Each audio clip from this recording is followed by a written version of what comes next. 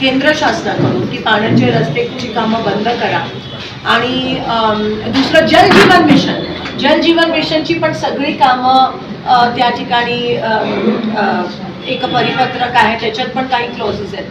जल जीवन मिशनची कामं बंद आहेत, प्रायमरी सडक योजनेची PMGSYची कामं त्या ठिकाणी बंद आहेत.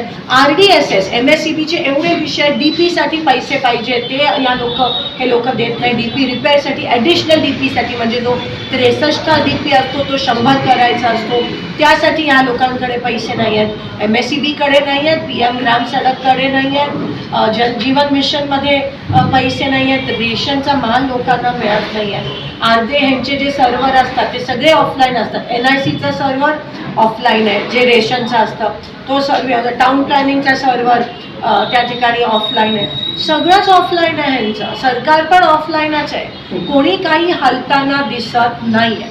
ही दिशाची मीटिंग आज 4 तास चालली. 1.5 वर्षानंतर आज दिशाची मीटिंग आम्ही घेतली. त्यासाठी बऱ्यापैकी सगळे खासदार उपस्थित होते आणि बऱ्यापैकी सगळे आमदार पण त्या ठिकाणी उपस्थित होते आणि अधिकाऱ्यांवर पण एवढे वर्ष धाक नव्हता, मीटिंग नाही झाली. पण आता अधिकाऱ्यांना पण समजत आहे की आम्ही वारंवार मीटिंग्स घेणार आहोत. उत्तरं पाहिजेत, निधीबद्दल उत्तरं पाहिजेत आणि सोलापूर जिल्हा हा प्रगतीपथावर आम्हाला आणायचा आहे. मागच्या 10 वर्षात जो मागे गेलेला तो आता आम्ही ऐकून घेणार नाही.